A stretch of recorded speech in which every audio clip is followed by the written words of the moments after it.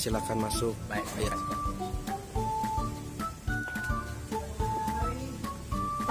silakan duduk.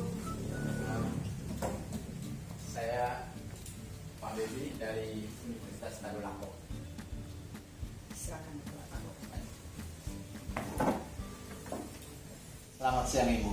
Selamat siang Pak. Perkenalkan, saya mahasiswa dari Universitas Tadulako dalam mengikuti kegiatan PPG kategori 1. Nama saya Bebi Muswoda. Sebelum kita melakukan wawancara lebih jauh tentang beberapa hal, ada baiknya saya minta kesediaan Ibu untuk memperkenalkan diri. Saya berikan kesempatan. Baik, selamat siang. Siang. Perkenalkan nama saya Maria Kristina TK SPDSD. Jabatan saya sebagai Kepala Sekolah Dasar SD Negeri Momere. Baik, terima kasih banyak Ibu sudah memperkenalkan diri. Jadi Ibu Maria Kristina TK adalah kepala sekolah di Sekolah Dasar Impres Momere. Kita lanjut Ibu.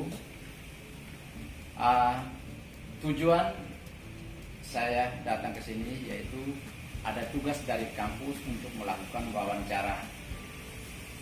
Ada beberapa hal yang perlu saya mewawancarai Ibu sebagai kepala sekolah di sini dengan tema tentang motivasi belajar siswa rendah, masih sangat rendah. Beberapa hal akan saya tanyakan.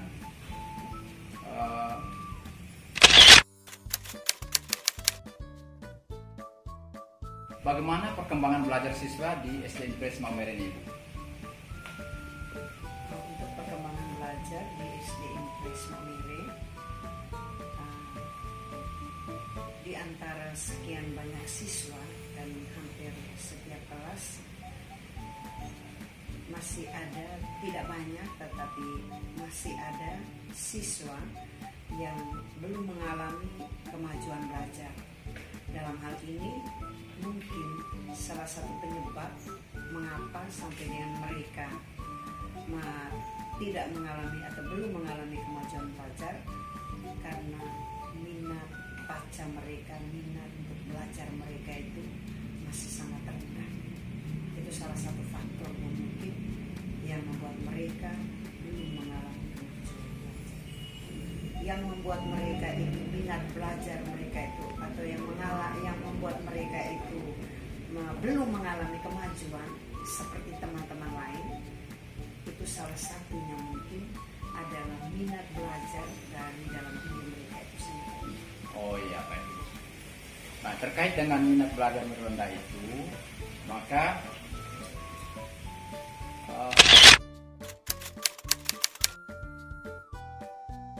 hal-hal apa saja yang membuat motivasi belajar mereka itu rendah atau minat belajar mereka itu rendah? Hal-hal yang membuat minat belajar mereka rendah, di sini saya kelompokkan atas dua. Bisa dilihat dari dua sisi. Yang pertama dari sisi internal, berarti dari dalam diri mereka, dan yang kedua dari sisi eksternal, dari luar. Dalam hal ini bisa juga dari guru, bisa juga dari hal-hal lain. Yang pertama dari sisi internal. Kalau internal dari dalam diri, di sini mungkin kurang adanya kemauan atau keinginan mereka untuk belajar itu sangat rendah. Keinginan belajar bisa jadi yang membuat keinginan mereka untuk pegang buku itu rendah. Faktor lainnya itu adalah karena mereka lebih banyak memanfaatkan waktunya untuk bermain game. Kemudian kalau dari sisi eksternal, yang pertama prasarana kurang mendukung. Pertama buku game, itu yang pertama. Yang kedua, guru kurang kreativitas dalam merancang pembelajaran, dalam arti metodenya, tekniknya, strateginya kurang maksimal, sehingga mungkin hanya monoton saja, sehingga mereka minatnya itu kurang. Yang ketiga, bisa jadi kurang ada perhatian dari orang tua. Itu faktor eksternal. Yang berikutnya lagi, yang berikutnya itu bisa jadi kadangkala namanya siswa. Iya. Kita sebagai guru, kita juga harus mengakui mungkin mereka juga kecewa dengan gurunya.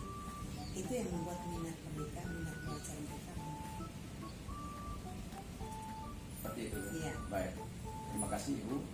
Masih ada beberapa pertanyaan lagi tentang hal-hal yang disampaikan tadi, baik dari internal maupun eksternal, itu adalah menjadi hambatan-hambatan mereka sehingga mereka menjadi kurang semangat dalam belajar.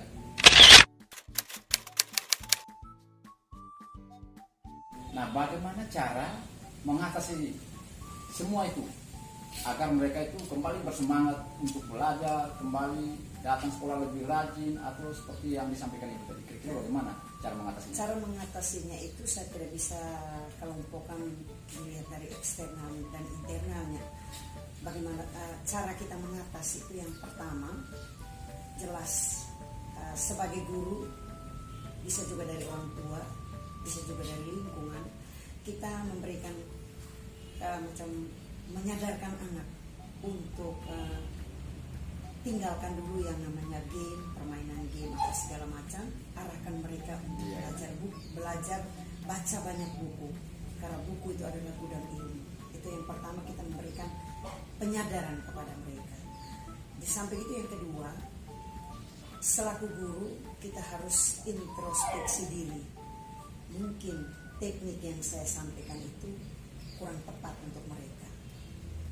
Teknik belajarnya, teknik mengajar kita itu kurang tepat.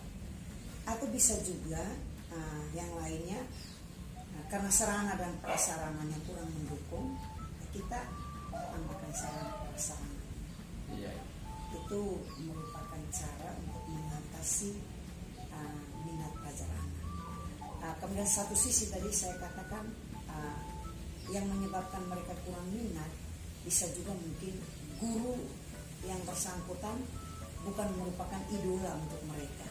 Nah, di sini bisa jadi di sini supaya kita itu menjadi idola untuk mereka, kita harus refleksi diri atau membuat semacam membangun relasi dengan mereka, membangun relasi dengan mereka sehingga pada akhirnya mereka berminat untuk belajar, minat untuk kembali ke sekolah. Bisa jadi kadang-kala dengan adanya karena kurang minat, jadinya nanti drop out yang terjadi dalam diri anak pada tuntutannya bahwa anak seusia mereka harus lagi di sekolah.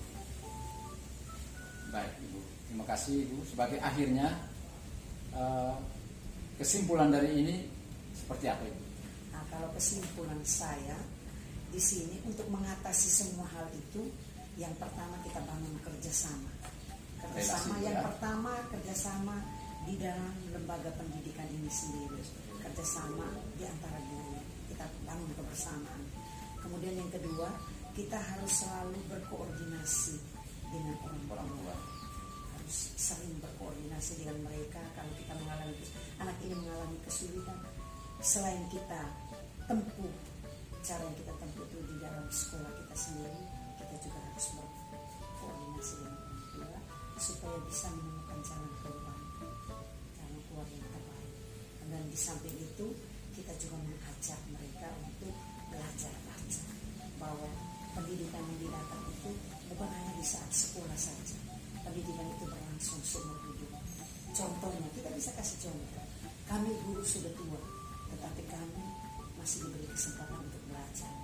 Ini berarti kita mau supaya dalam diri kita itu setiap saat itu berubah. Di sini kita harus mengajak anak berlangsung. Baik, jadi intinya bahwa sebagai kesimpulan ini bahwa kita harus berani melakukan sesuatu. Membangun kebersamaan, berani melakukan sesuatu. Membangun relasi dengan orang tua, dengan siswa, dan dengan sekolah. Artinya bahwa belajar itu bukan hanya pada saat sekarang, tapi belajar seumur hidup, atau yang disebut dengan long life education. Ya, belajar sepanjang hidup.